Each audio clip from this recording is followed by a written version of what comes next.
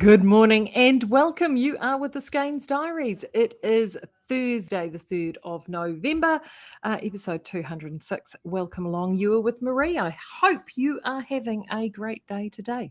I've got a lot to talk about today because I have cast on a new project and we've got more pattern books. Yes, we do. You guys loved the pattern books that I put up on Monday. It blew us away actually how much you love them. So we have managed to get some more in and up for you, and I'm going to show you some of those today because they're really inspiring. There's something about a new pattern and a new pattern book or a magazine to get you excited and in the mood to cast something new on. And I love it. I absolutely love it. And I'm really excited by these. So they're more from the Australian Yarn Company. And they're great because we have so many of our yarns are really compatible. I love the fact, the neat thing about these books is because they're written for knitters down under like ourselves. They're really, really compatible for what we're used to, particularly in this part of the world. So, there's not quite as many translations that we have to make from one to the other, and so it is great. It is just so easy, and they are fabulous. They're utterly fabulous. And this is the first one. Look at that, newborn gifts. So they're all baby books. This one's cool. I've just actually put this out in the newsletter, so you may already have that in your inboxes. So newborn gifts is the first one. Look at the little ears on that hood. Isn't that the cutest thing you've ever seen? A great collection. There is so much in here. I mean, that little ear hoodie, isn't that just the sweetest thing you've ever seen? What I love about these collections is they've really thought about a lot of these collections, and they've made a number of them. It doesn't matter. I mean, it's suitable for any babe, because so often people panic about what's coming. They have been really, really careful about ensuring that it will work for any little purpose. Look at that Guernsey, isn't that super sweet? And they've really put a huge amount of effort in. There's a couple of blankets in here. Oh, sorry about that. Oh, and these rompers, knitted rompers are great. Love them. So all of these are fantastic. These newborn gifts are all designed in 4-ply and a DK. Actually, it's about 50-50 of each. And Flight DK and Flight Light are perfect for these. Also merino soft. I mean, to be honest, any of our DK or 4-ply yarns will work in this. It just depends on what your preference is, but definitely Flight, because you want to beat that price rise. So if you and the value, great value with our Flight. Albertine is also another one that works really, really well in DK, and we've got all of Albertine in stock, including white. I know some of you have been looking for some white DK, but anything will work with that. So that's the first one. That one's newborn gifts. The next one I wanted to show you is this one, and it's called the Big Book of Big Baby. Look at that little chap. Isn't he adorable? I mean, that's enough to make the ovaries ache. In fact, my youngest looked just like him, but with big brown eyes instead of big blue. He's absolutely adorable. What I love about this book is we have a couple of crochet patterns. This one is crocheted. This little hoodie is crocheted, and these toys are crocheted. So if you're a crocheter, and I know a number of people are crocheters, this is a really good option for you, and it just gives you some really great practical crochet garments. Look at those. And even if you're wanting to expand your crochet skills, this is perfect. And look at that little dress. Oh my gosh, it's so cute. And there it is. That's the little crochet hoodie. It is just they're just fabulous books. More rompers, stripy tops. This is another great hoodie. I know, and actually, is it worked in pieces, this one? Hood band. Let's check.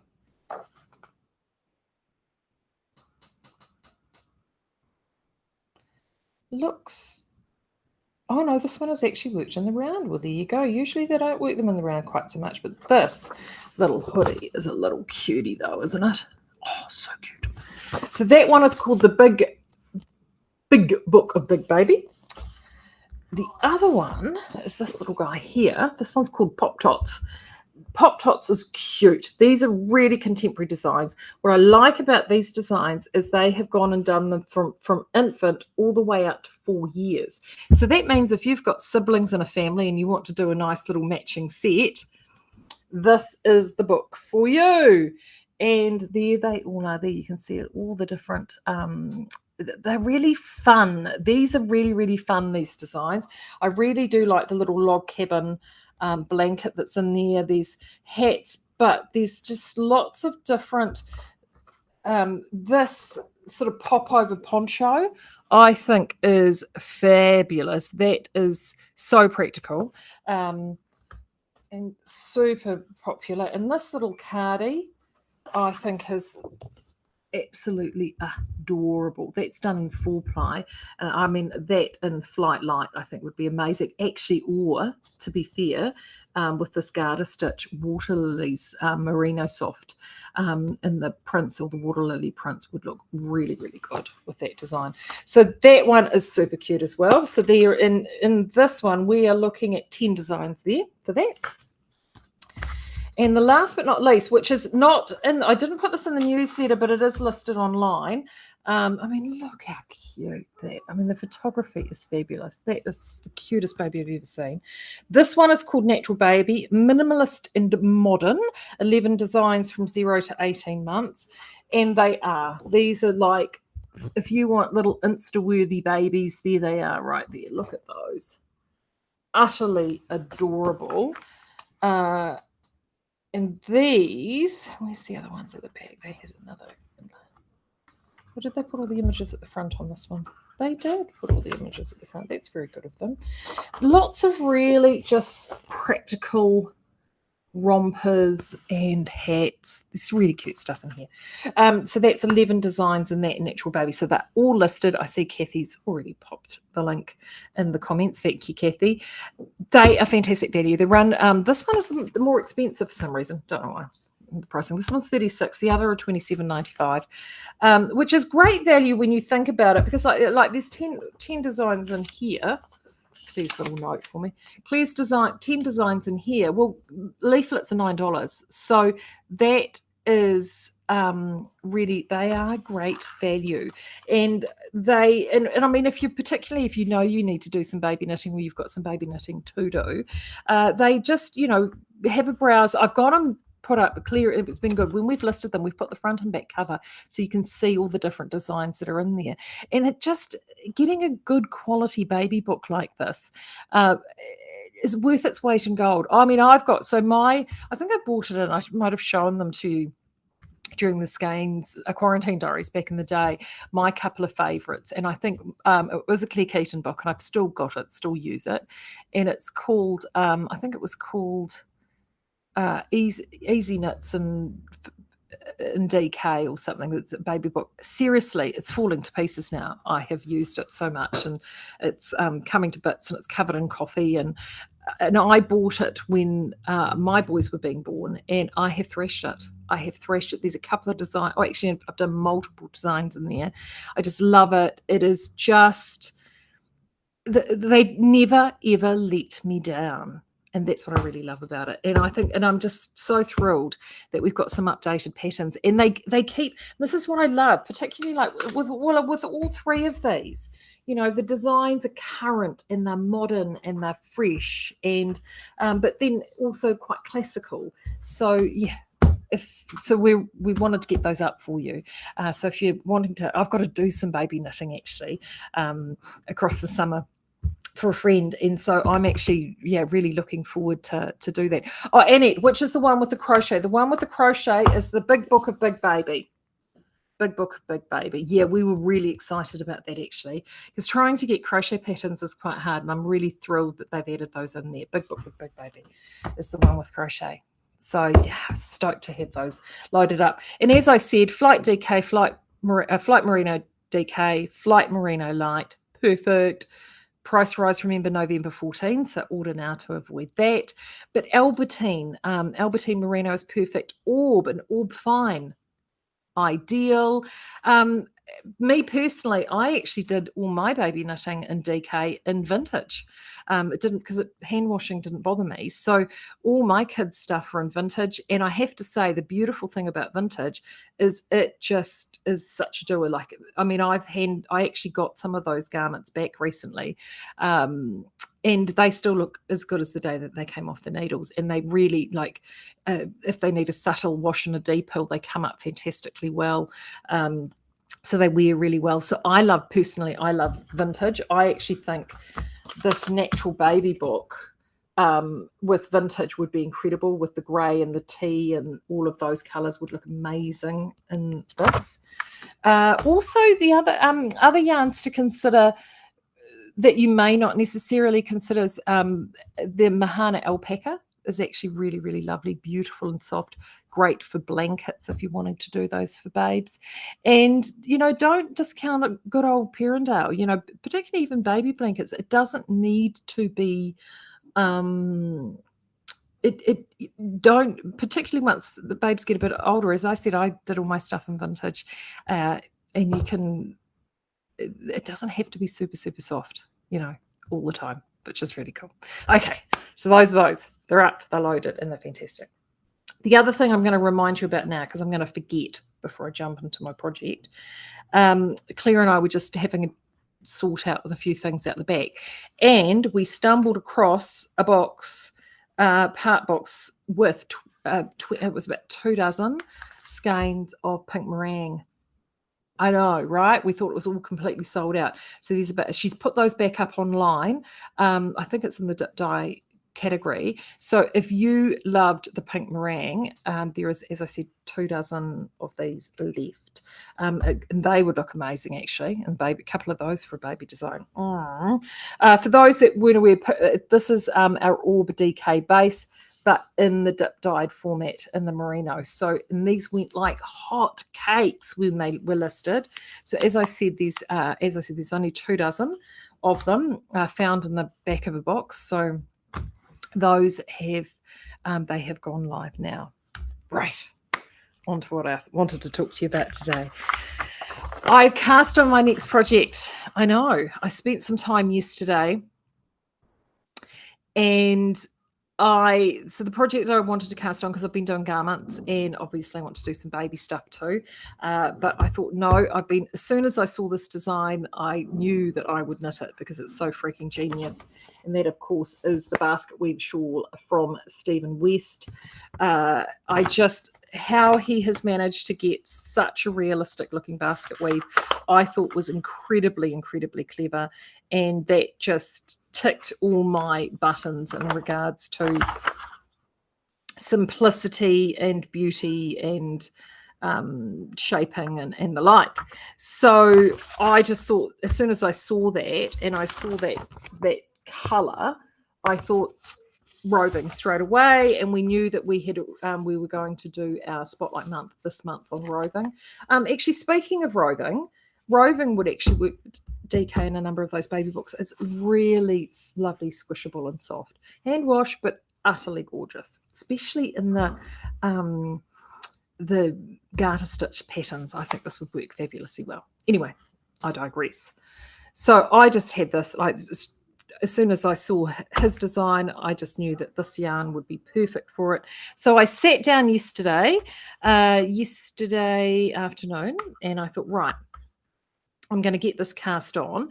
And it's no, Sue's asking, where do I find the pink meringue? It's not on the sale page. I don't think it is on the sale page, Sue. I think you'll find it on the dip dyed page. Let me just check. And of course it's not allowing me to. I don't know what that's that.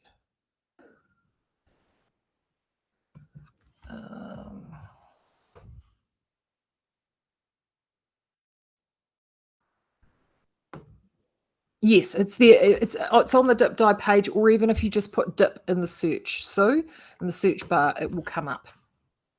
Okay, just made sure that it was there. So ta-da! There we go. This is what I've done so far. It even looks so cute. Not on dip dye either. Okay, so just put dip in the search bar, guys, because I just put dip in the search bar, so that's where I found it. So if you just put dip in the search bar, it'll come up, and then I can fix the category once I'm done here. Right, so this is how far I've gotten. And as you can see, oh, thanks, Kathy. She's just put the link in for the Facebook users. So there you go. You can starting to see my basket beginning to happen. So these I'm going to talk through a couple of things if you haven't already started this in this pattern, because once you get into this basket weavy portion, it's actually quite plain sailing. But actually getting the setup right with this pattern is crucial. So the first thing I'll bring up is Stephen has, he has, as you can see, the little nub right there. He has this little I-cord cast on method for these crescent shawls. Now he's done like garter tab before. He's done a number, but he's sort of honed this method. And I'm going to let you on a secret. This is the third time I cast this on, okay? Because the first time I did it, and it just was not looking right. It wasn't looking right. And so, and then I sort of started, and my numbers were all wrong. So I was like, Rrr. So then I ripped it all back. And then I started again, realized where I'd gone wrong with the with the I-cord starting. I hadn't read the instructions properly. So I went again, and then I actually did one too many rows, and this was actually quite nipply, and it just looked awful. So I ripped it back again, and got to the third time, and I actually by this stage had a phone call with Deb and Ethan. And actually, and if you're wondering, because it's the first Thursday of the month, where's Ethan? Ethan is currently, as we see, what's the time now, 11:20. Him and Deb are about to board a plane to go to Wellington for the opening of the Haikura Wharetoa at the Douse with Rudy and Lissy from Lissy Cole Yarns. So that's where they are. So he's going to catch up with us next week, which is good because he'll have lots of news for us. So anyway, it was great because I was able to say to Deb, because I know that she's working on this at the moment, and I was able to say to Deb, my numbers weren't right. And she gave me a really great hint because I know exactly what I've done. But our little I-cord tab here. Here's my big piece of advice for you. My big piece of advice is I have actually worked these before. So I was able to do it from the written instructions because I have done one before. However, if you've not done these sort of little tabs before and you're actually knitting this for the first time, it will feel quite counterintuitive for you. So, and I don't want you to panic because that's not a fun thing to do. But as I see Charles is in the chat, as Charles said earlier, this is where it's really, really good to learn new techniques and do new stuff. So on the pattern here, he does actually have a link. So if you get this in digital form, a link for a YouTube video, and there is a video to actually assist you with this technique. So if you've never done it before, I would really, really, really recommend that you watch that video. It does make a huge difference. And once you've actually done it, it doesn't take long, and it is a little bit fiddly. But once you've actually done it, it does give you this very, very nice looking finish. So that's thing number first. And then of course there are always Stephen design elements like this I-cord edging. Vicky was asking before, does the shawl have to be done in the round? Oh no, it's not done in the round, but it is done on circular needles.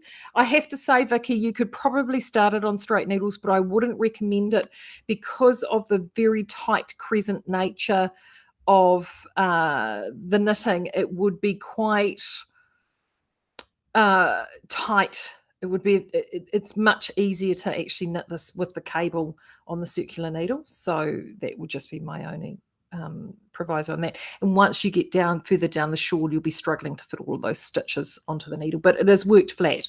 So working front and back.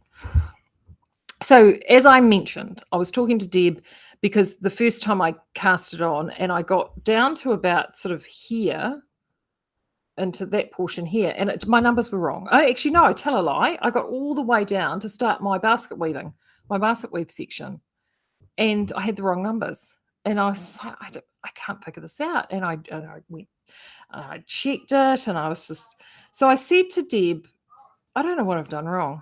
I really don't. Did you have this problem with the numbers?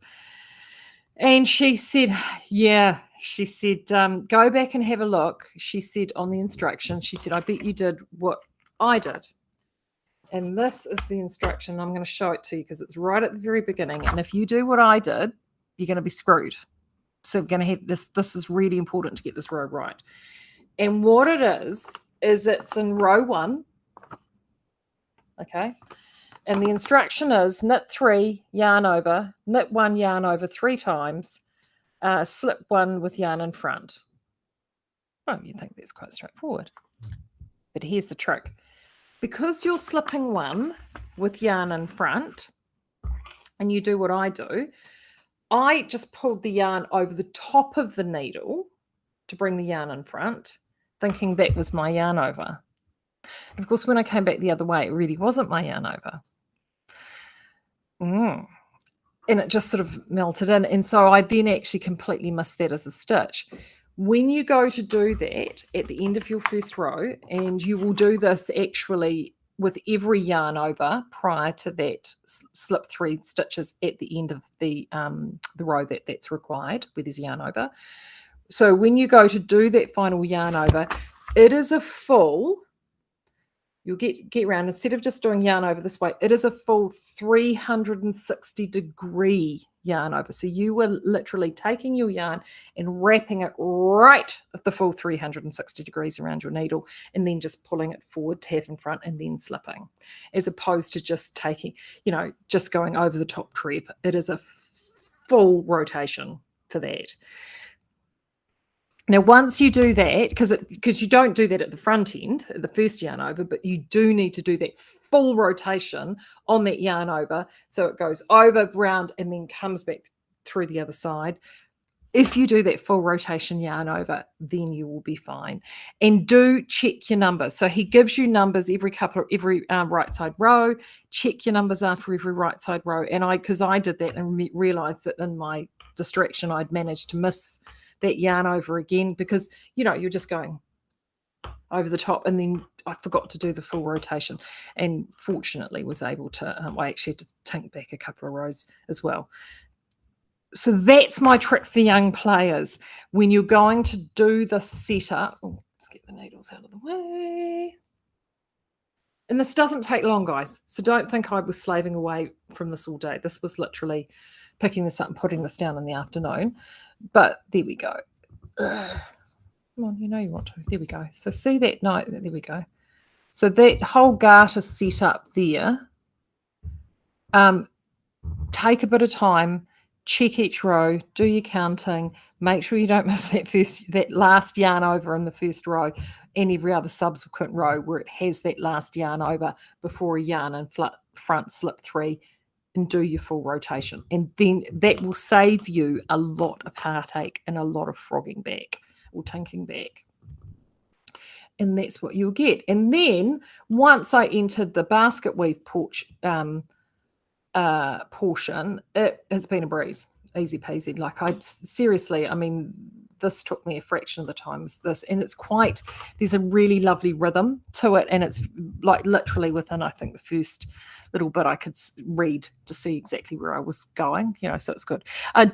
So Sian, do you do that from the knit stitch to the next purl stitch? No. It's only when you're going from a knit stitch yarn over to slip 3 with yarn in front. That's when you need to do that full rotation. Every other time you're doing your yarn over, as you always do your yarn over. I did strike once, actually, at the beginning was yarn over into a purl, actually, at the beginning, and that was a full rotation as well. So you will just sort of, you will see, once you get there, you will see it. But definitely it's when you're doing knit, knit stitch, yarn over, but then with the yarn needs to be in front for slipping 3 stitches for the I cord. So you need, that's the full rotatory yarn over. So that's where you need to do that. But I have to say, I'm thoroughly enjoying it.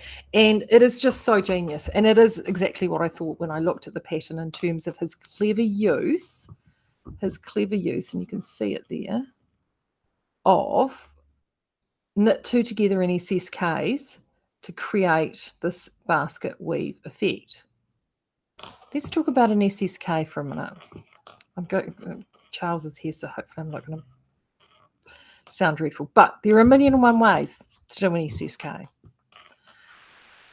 The way I'm doing it, and just looking at this, and I think and I'm happy with the way that I'm doing this, because this is looking, I'm really happy with how this looks.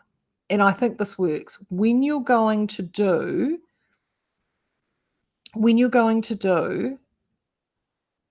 an SSK with this, in this pattern, it goes from a knit stitch. The SSK is over a knit stitch and then a purl stitch. And the way I do my SSKs is I slip my first stitch knitwise, and then I slip my second stitch purlwise, and then I knit into the back of the stitch to create the SSK. And particularly in this design, because you've got a knit and a purl stitch together, it overlays that knit stitch in the correct direction just perfectly with the purl stitch that's being decreased below it. And it's probably the one time that particular technique that I use for SSK works really, really well. So if you are getting to that point and you do your usual way and you don't like the look of it, that's what I've been doing. So mine is slip 1 knitwise, slip 1 purlwise, and then knit into the back of the stitch. So that's what I have been doing. I don't know whether you want to weigh in on that, Charles, at all, but I have to say, just looking at, I'm just trying to say whether, yeah, and just looking at them, and I can close up on that.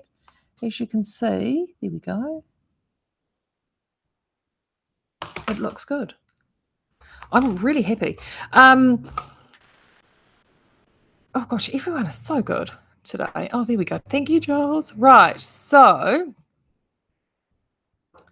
Kathy's just come up with a really good piece of advice. She said, sometimes I put markers at each side of that 3-stitch I cord. It helps me make sure that I'm not missing the yarn over. Exactly, because he uses that yarn over increase quite often. And I haven't done, to be fair, I haven't done a West Knit shawl since the doodler. I was scarred after the doodler. So that's a great idea, Kathy, and it just is a visual reminder to put that yarn over in. And if you've knitted, to be fair, and I think Kathy will concur, if you've knitted West Knit shawls before, that full 360-degree yarn over at the end of prior to slipping for that I cord will be something that you're quite used to, because this is a standard design element that he uses again and again. But as I said, I haven't knitted one for a long time, so that would be right. Charles, here we go. I'm actually going to put this up on the screen for you. This is from Charles. Another hint when doing SSKs is to work delicately on the tips of your needle. Folks tend to stretch SSKs. Yes, Charles. Actually, funny, I do that too. Yeah, there is, because if you pull, yes, you're exactly right. I'm just thinking about how I do mine. Yeah, I do mine on the tips of the needles, and that does make sense, because they do look a little bit flabby, don't they? They can look a little flabby. But see, I'm really happy. What I'm really delighted at is the crispness on the SSKs and the knit 2 together around those eyelet holes to create the definition for the basket weave. And you know why I'm really happy about that in terms of that crispness is because I'm using this really soft, lofty yarn. And the one concern that I had with using roving with this is that I would lose some of that crispness because of the single roving nature of this yarn. And it hasn't happened at all. I think that's looking really nice and crisp. So let's see how we go. So I've got, I'm up to row 28. and I get to do this portion here twice more. So I'm halfway through this portion. I get to do it twice more before I move on to the next portion. But they are pretty much, in terms of building those blocks, it's fairly plain sailing, and it's actually quite enjoyable because it's like essentially lots of big ribbing, and it's it's quite good. Oh, here we go. Yeah, this is Charles again. Like you said, there are many ways to do SSK. Find one that works for you and your particular project. Could not agree more. And it is funny because I just, in the Erica Knight Fox Bay that I've just done, she used I think was it in Knit Two Together in the back of the look. It was I can't remember what she had, the instruction that she had for her V-neck, and it was essentially just doing that. So leftward leaning decrease, and I didn't like it at all. So I actually went back and did my way, and it looks fine. So it's about finding the ones that that work. So it's really, really good. This is great advice, guys, and I hope you do cast it on. So, like, I mean, this is the sort of project that, if you're wanting to have a second project on the go and you're doing a garment, or or you're like Guy, you've got 25 other things happening at the same time. This is, once you get through that initial garter stitch portion and you're into that basket weave portion, it is actually a nice, flowy, gentle knit, and I can just see, looking through it, the rest of the instructions, that it will stay that way all the way through. And I just think it's actually quite a nice one to sort of have a pick up, put down project in between something else. So do actually do that. I can thoroughly recommend this Roving for this. It's because it is lovely and squishable and soft. It's already feeling great in fabric on this, so I certainly will recommend that.